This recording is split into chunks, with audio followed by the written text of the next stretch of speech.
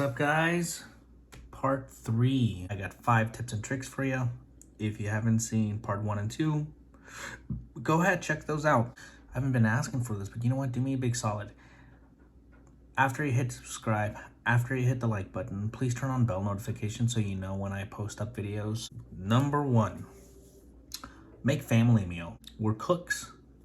It's what we love. It's why we're in the kitchens, because we love making food for other people. We enjoy cooking. There's something about it that just feels right.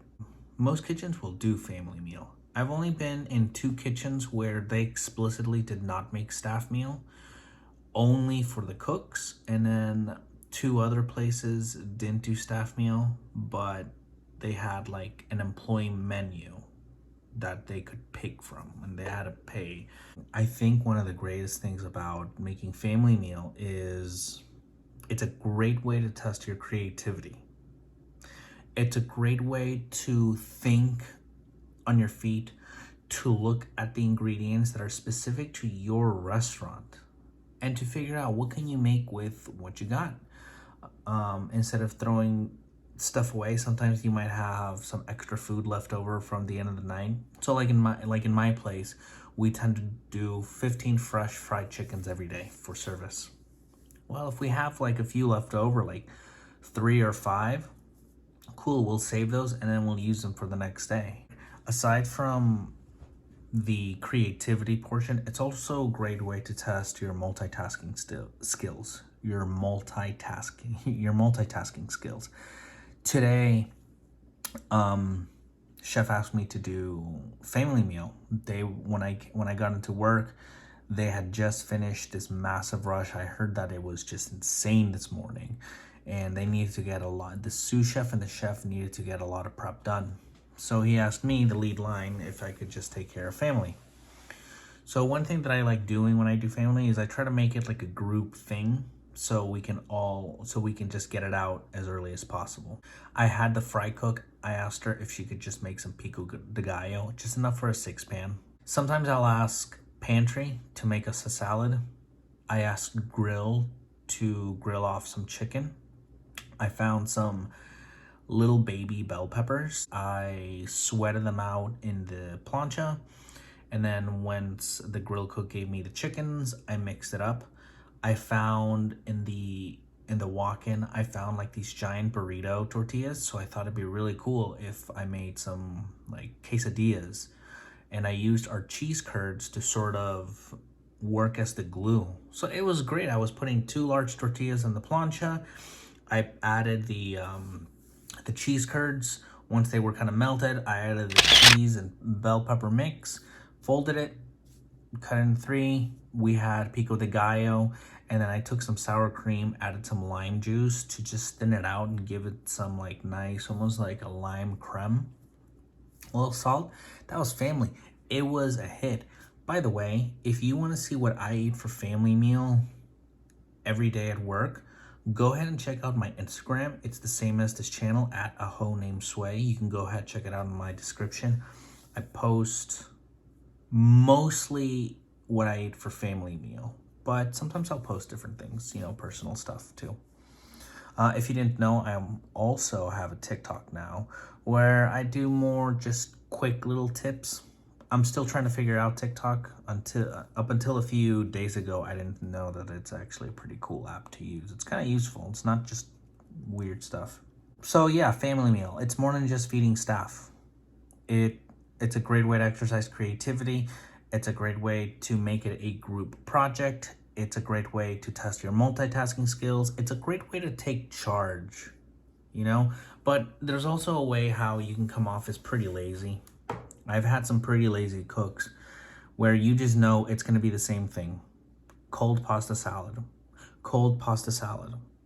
In the mornings, eggs. I understand eggs is a very popular, ingredient for breakfast, but try to be creative. Sometimes I like making like stir fry for breakfast, and it's great. Some steamed rice or fried rice and some chicken stir fry. It's delicious. I love it.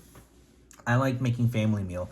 And something that I've noticed because I've been making family meal is now I can comfortably go to, say, like anybody's house, a friend or family's house. I can just say, hey, I'll make you something, and I can just go ahead and look what they have in the fridge, look what they got in the pantry, and I can just whip something up really quick. It's really cool. I encourage you, make family meal. And if you don't know how, it's okay. The first time I did it, I didn't know what to do.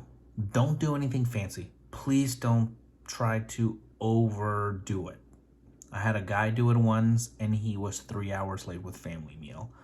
And he was making great food, but it was just, we just want something quick. If you can't make it within the next 30 to 45 minutes, try again. Keep it simple. Number 2. So this is a good one. Always check in before you leave, whether you opened and you're leaving in the afternoon, or you're closing and you're leaving at night. Always check in with the person in charge to make sure that there isn't anything else, to make sure that they know that you're on top of your shit. In the daytime, ask, hey, is there any other prep that you need me to do? I just did the backups. I like to review and tell my chef what I did, especially in the afternoon when I'm leaving. If I open, I'll let them know, okay, this guy set up with backups. I did this. I whipped up some hummus, and so we got 5 quarts in the back of hummus ready to go for tonight. I filled up, charcoal bags for the guy. Backup bottles. Is there anything you need? Do you need me to whip out? And he'll check his list. And if there's something like, hey, do you mind just staying extra and maybe doing some bacon onion jam? Or at least, get the kit set up for tomorrow. Of course I'll do that. Always check in before you leave. So that's 2. 3 is support the team.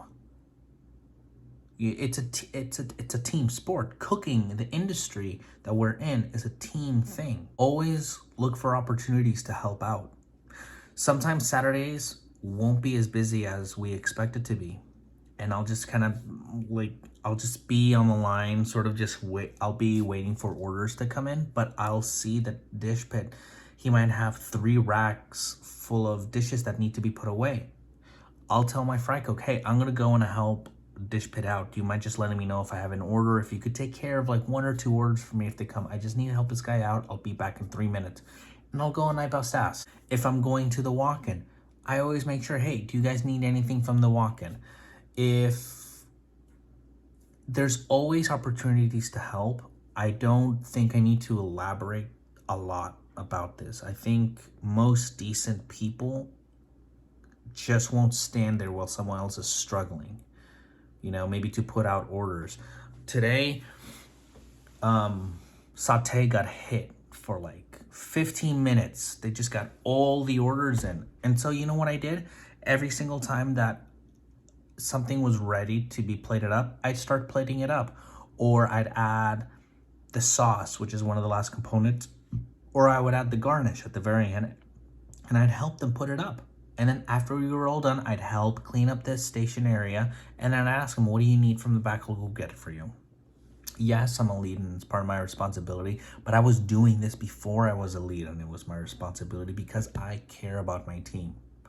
All right? A good team will look out for each other, you got to look out for yourself, but you really don't have to look out for yourself when you got at least 5 other people looking out for you. That's a really good team. Number 4, call out when you need to. I know that there's this big stigma about calling out. This is an industry where we're really passionate. No kitchen should ever guilt trip you for calling out. It's okay to call out. Service is still going to happen. We'll make it through. We might have to work a little harder because we're picking up the slack. I mean, we could even do it if 2 people call out. It's not a big deal. I don't know why this industry just, we should be taking care of our people. And if you need a day just to get your head straight, if you need a day because you know what, you just want to spend time with your family. If you need a day because I've been busting my ass. I've been doing a couple clopins. I've been covering shifts. I've been doing that. I just need a day. Take the day. So the last one, number 5, the last one, It's not the biggest thing in the world, but it's pretty important because it has to do with your hands. Please use towels to pick things up. Even if you don't think it's gonna be hot, I would say if it's on the line and it's metal, pick it up. Okay? Pick it up, because I can't tell you how many times I myself have picked up a hot saute pan. The worst is when you take a hot saute pan from a burner, take it off the burner just so you can turn around, and then you find out that that shit is hot, and then you have to put it back, because if you drop it, then you have to do that refire. I've had that happen so many times. I forget, sometimes I just forget in the heat of the moment, but it's a habit you need to get, especially when you're new. Someone like me, 7 years in, it's like, duh. But you know what? There was a time where it wasn't duh for me. And if you're gonna be grabbing a pot, obviously something from the oven, something that's on the line, use a towel and make sure the towel's dry, because a wet towel will basically conduct it, and it just hits differently when you get burned, especially with a wet towel.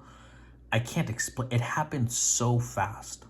It almost feels, you'll feel cold before you feel the heat. It's an awful feeling. I've done it to both hands. Use a towel. I've said this before. I keep 2 towels just for grabbing things. Use a towel when you're picking things up, man. You don't need to be injured. It hurts the team when you have to leave, or you're now slowed down because you pick something up. I'll help you pick up the slack. I get it. Accidents happen, man. But if you could have prevented it, please do. Anyways, that was part 3. I hope you guys got something out of it. Stay tuned for part 4. That's coming up soon. Stay safe. Take care. Don't be a dick. And have a great service, guys. Peace.